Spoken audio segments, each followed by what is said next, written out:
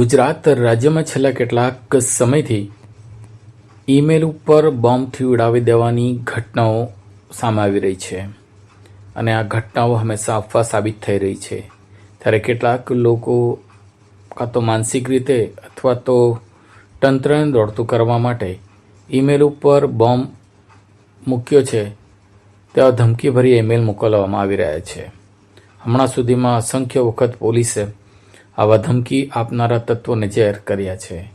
ત્યારે ગઈકાલે જ સુરત જિલ્લાની કોર્ટને બોમ્બથી ઉડાવી દેવાની ધમકી બાદ ભરૂચ સહિત રાજ્યમાં 6 જેટલી કોર્ટ અને કચેરીઓને બોમ્બથી ઉડાવી દેવાની અધિકૃત મેઇલ આઈડી દ્વારા ધમકીભર્યો ઈમેલ મોકલવામાં આવ્યો હતો, જેમાં ભરૂચ કોર્ટનો પણ ઉલ્લેખ હોવાથી આ મામલે પોલીસ તંત્ર દોડતું થયું હતું. ભરૂચ એસઓજી, એલસીબી સહિતનો પોલીસ કાફલો, બોમ્બ સ્ક્વોડ અને ડોગ સ્ક્વોડને તાત્કાલિક ધોરણે કોર્ટ પરિસરમાં બોલાવવામાં આવ્યા હતા. સુરક્ષાના કારણોસર કોર્ટ સંકુલને ખાલી કરી દેવામાં આવ્યું હતું. ન્યાયાધીશો, વકીલો તેમજ કોર્ટ સ્ટાફને કોર્ટ બહાર કાઢવામાં આવ્યા હતા અને બોમ્બ સ્ક્વોડની ટીમ, ડોગ સ્ક્વોડની ટીમ સહિત પોલીસ દ્વારા સઘન ચેકિંગ રૂમ કરવામાં આવ્યા હતા. એક રૂમમાં અને દરેક જગ્યાએ ચેકિંગ હાથ ધરવામાં હતું. આ દરમિયાન કોઈ શંકાસ્પદ વસ્તુ મળી આવી ન હતી.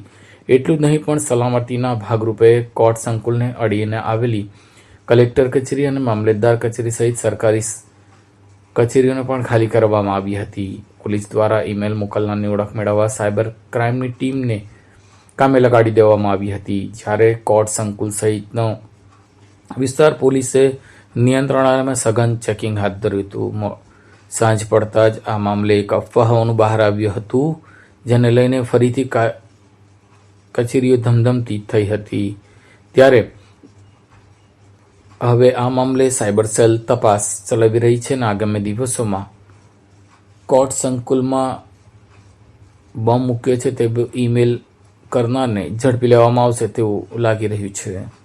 कॉल करें अभी 8733053364 पर या 9426889560 पर.